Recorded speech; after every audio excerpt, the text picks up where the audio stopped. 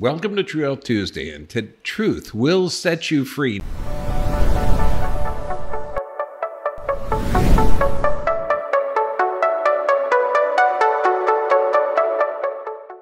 Now, today, we're talking about female hormones. Now, not just hormones, but ovarian and uterus. Okay, to know the importance of those and why they're such an issue now. When you look at hormones, incredibly complex, but what are hormones? Hormones are chemical communicators. The body secretes them based on its perception of the environment. Now, if you're looking at all the organs that produce it, hypothalamus produces it. Now, this is an organ that has 1 foot in the nervous system, 1 foot in the endocrine system. You're looking at dopamine, vasopressin, pineal gland secretes melatonin, pituitary gland, consider the master gland, can stimulate the thyroid, can secrete growth hormone. A thyroid and parathyroid gland help with metabolic processes and also alkalinizing the system and elevating the calcium blood levels. You're looking at the thymus, the liver, adrenal glands. Adrenal glands produce every glucocorticosteroid, metacorticosteroid, sex hormone. The stomach, you're looking at gastrin, you're looking at neuropeptides, you're looking at histamines, pancreas, kidneys, ovary, uterus, testes. Incredibly complex. This is why you've got to look at how the body works. Now, we're going to look at the ovaries, mainly progesterone and estrogen. But there's a lot, okay, of how what affects those and how those affect the entire system.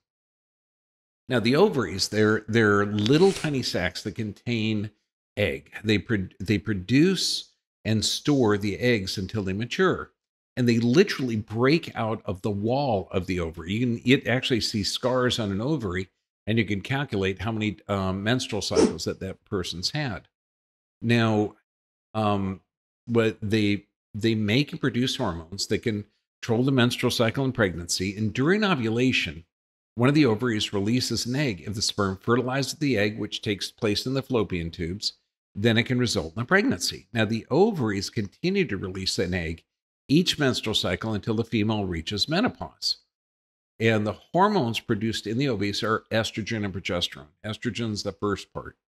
Now, let's look at diseases and conditions. You're looking at ovarian cyst, polycystic ovary syndrome, which is just many ovarian cysts, ovarian cancer, primary ovarian insufficiency, pelvic inflammatory diseases, ovarian tumors, and endometriosis. Now, when you look at the symptoms could be pelvic pain, bloating, abdominal pressure or tenderness because of the swelling, nausea, diarrhea, irregular vaginal bleeding, vaginal discharge, difficult menstrual cycles, irregular menstruals, or not releasing the egg in ovulation.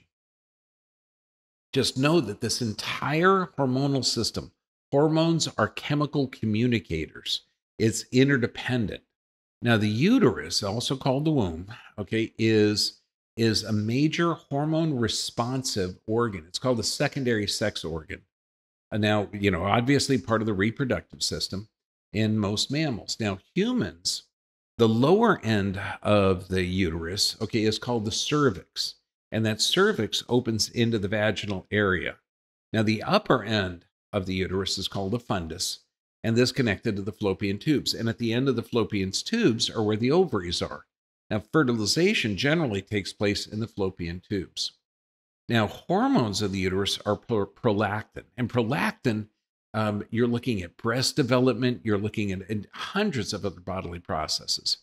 Now, normally elevated during pregnancy or breastfeeding. During pregnancy, prolactin, estrogen, and progesterone stimulate breast tissue development, breast milk production. Prolactin promotes growth of certain types of breast tissue. And literally, this is where milk production occurs. Now, what else can cause prolactin to rise?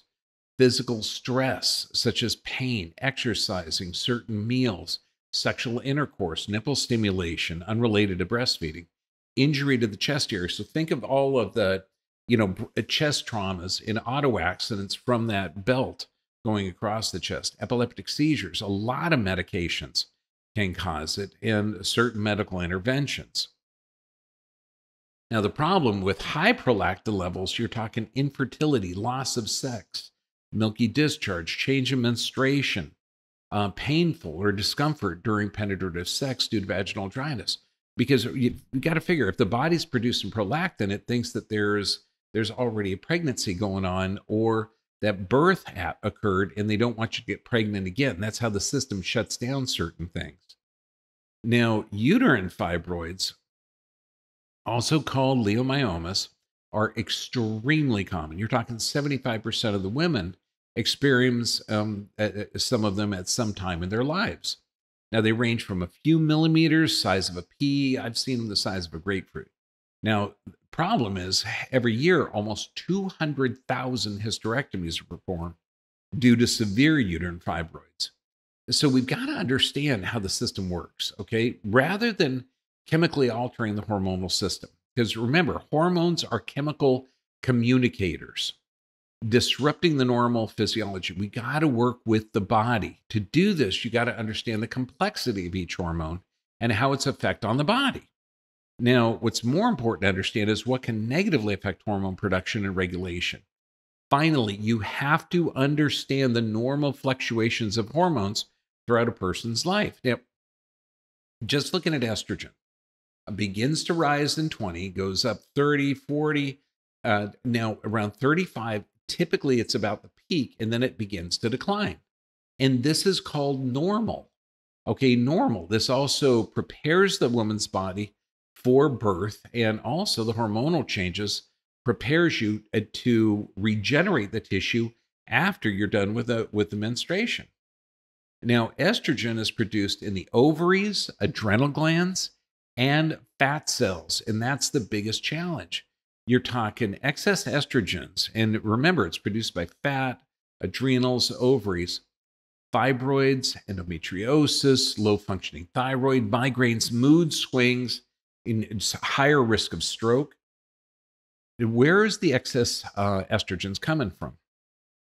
Xenoestrogen and estrogen. So any kind of plastic cookware, even plastic water bottles exposed to the sun or heat or acid. Obviously, hormones in meats, foaming agents and detergent, fabric softeners, cosmetics, nail polish, polish removers, perfumes, fragrance, bleach, feminine hygiene products, dry cleaning chemicals. Again, these are endocrine disruptors. Fumes from the new carpet, that new car smell.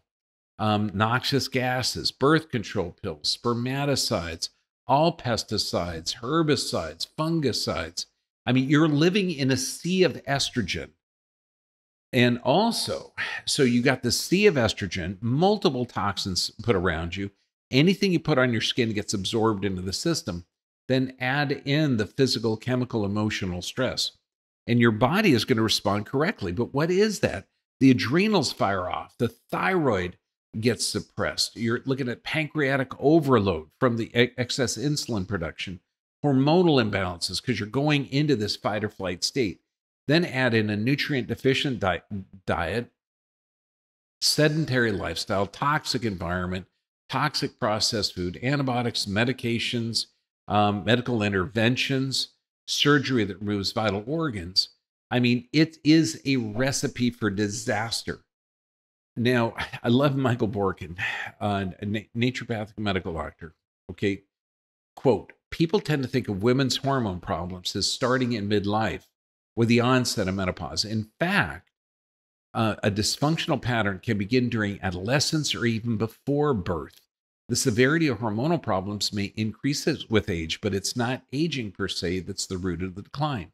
It's most often cumulative physiologic effects of stress, compromising overall health as well as sexual and reproductive health. Absolutely.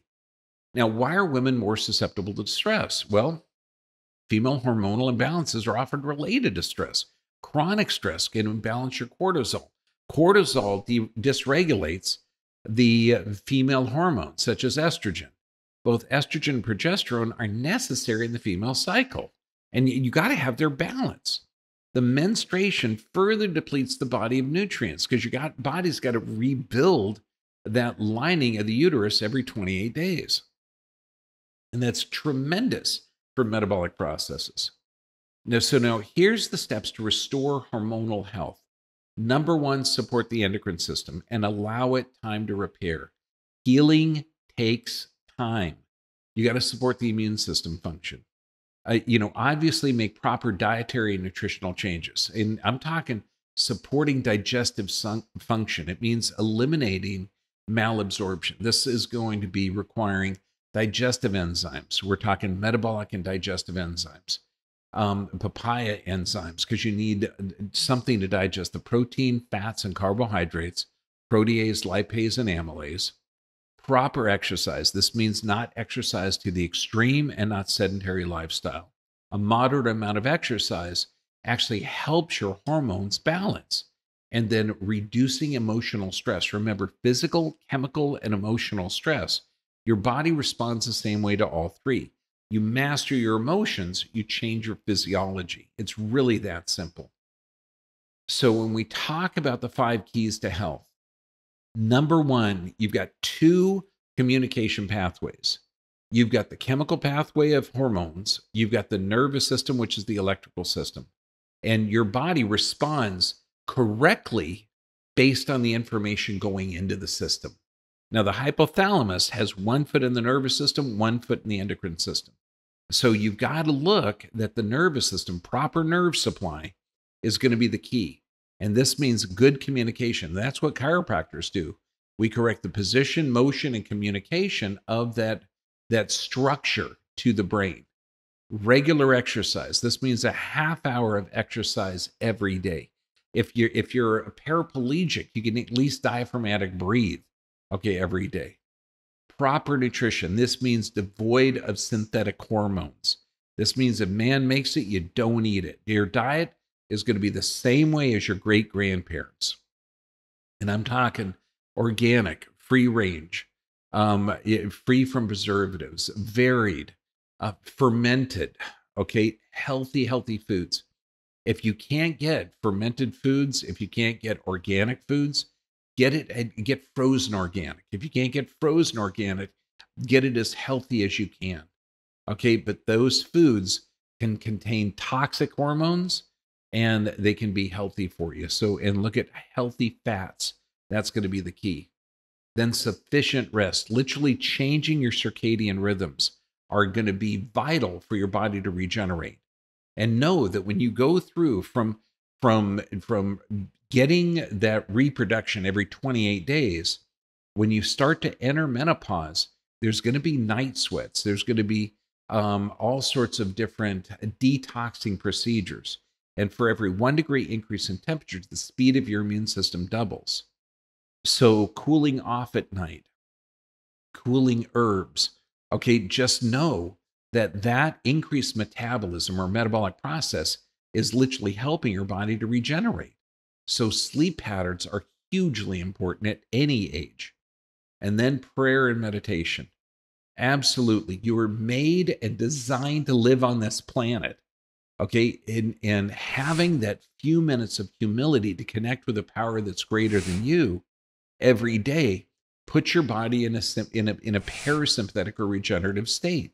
If you look at every study out there, prayer initiates healing. It can help heal your body. So when we talk about proper nerve supply, exercise, nutrition, sleep, and prayer and meditation, that is the key. If you do this every day, your body has the best chance to regenerate. This is Dr. John Bergman, your health advocate. God bless you. Stay healthy, my friends. Oh, also, next week, make sure that you post your questions down below, and we're going to gather all the questions up, and we're going to answer them in 2 different categories. If you're asking about certain medical procedures that can cause issues with the subject we're talking about, those have to be censored. So we're going to be putting those in a different website. And the uncensored questions we'll be able to put back here on YouTube. So please put your comments below. We'll try and answer as many as we can. But God bless you. Stay healthy.